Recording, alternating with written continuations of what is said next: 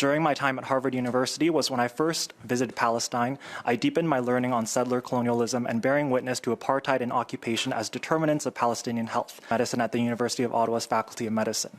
I sat on Faculty Council, the highest governing committee for the faculty, and I was on the board of directors for the Canadian Medical Association last year.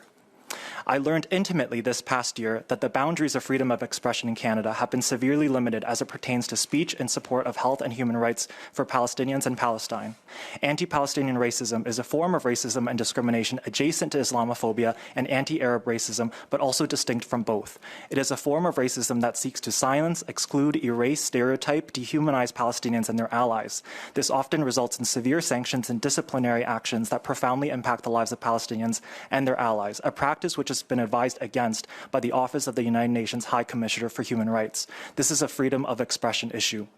Last year around this time, a family doctor and faculty member shared my social media posts and publicly mischaracterized them as anti-Semitic and inflammatory and sent them to the university and the Canadian Medical Association. These posts were criticized as being inflammatory, racist, and anti-Semitic simply because they advocated for Palestinians having the same human rights as everyone else, aligning with international law. Soon after, I received a phone call from the university informing me of my immediate and indefinite suspension, citing a Level 3 breach of professionalism for my social media posts. The university's professionalism subcommittee, who reviewed my case, recommended immediate reinstatement without any disciplinary action.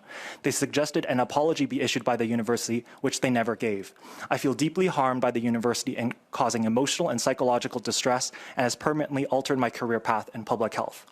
The College of Physicians and Surgeons of Ontario has informed me of multiple complaints against me of a similar nature related to social media posts and not related to my clinical competency and conduct within the clinical setting.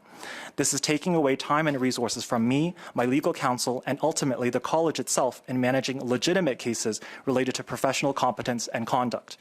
My purpose today is to ask the Standing Committee for support in holding institutions to account for overstepping in their policing of people's right to free speech and to recognize the appalling normalization of anti-Palestinian racism in educational institutions and places of employment, such as the University of Ottawa and the Canadian Medical Association.